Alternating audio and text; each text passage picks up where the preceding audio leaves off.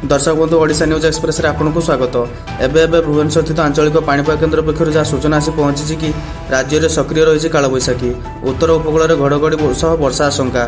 16 जिला को अलर्ट जारी कर भुवनेश्वर आंचलिक पाणीपाग केन्द्र। एने केउ जिला को कड़ा सतर्क सूचना जारी कर आसतु जाना।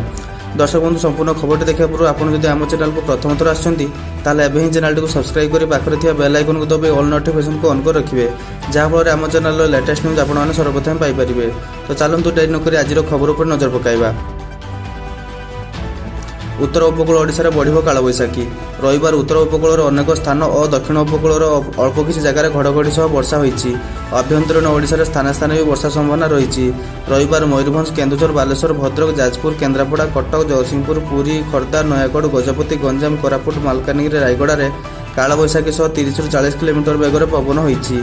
मयूरभंज, केन्दुझर, बालेश्वर, भद्रक में प्रबल वर्षा संभावना अच्छी। 14 तारिख पर्यंत राज्यर विभिन्न स्थान में कालबैशाखी आशंका नहीं वार्निंग जारी होती। 15 और 16 में बड़ धरणर कालबैशाखी संभावना कम रही, तथापि किसी जगह वर्षा संभावना रही। आसंता 4-5 दिन जाए दिन तापमात्रा विशेष परिवर्तन संभावना नहीं। शुक्रवार नुआपड़ा सर्वाधिक तापमात्रा 42.2 डिग्री सेल्सियस, मालकानगिरी 41.5, बलांगीर 40, संबलपुर 38.8, भुवनेश्वर 38.2, सुंदरगढ़ 38.7, हीराकुद 38.9, भवानीपाटना 38.8, सोनपुर 39.3, बौद्ध 38.5, टिटलागढ़ 39 डिग्री सेल्सियस थिला।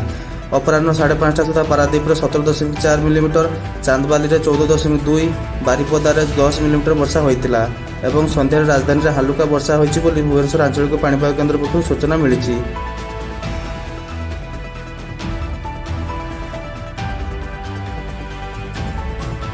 Bureau report, Odisha news express.